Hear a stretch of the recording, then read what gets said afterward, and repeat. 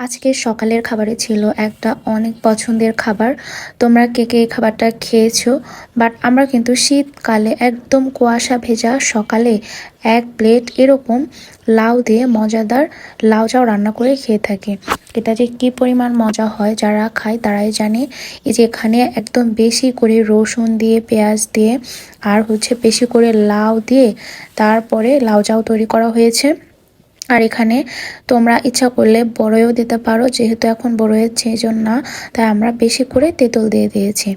আর এটা মাছ ভাজি কিংবা একটু ভর্তা কিংবা ডিম ভাজি দিয়ে খেতে খুবই ভালো লাগে। আর শীতের যে মিষ্টি মিষ্টি লাউ পাওয়া যায় সেটা দিয়ে কিন্তু এই খাবারটা বেশি ভালো লাগে।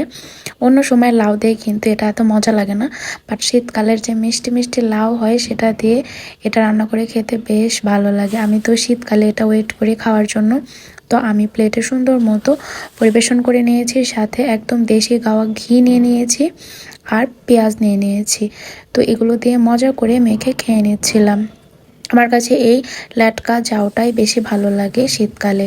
এমনি তো খিচুড়ি আমরা সারা বছরই খেয়ে থাকি, কিন্তু এই খাবারটা একবার হলেও তোমরা ট্রাই করবা।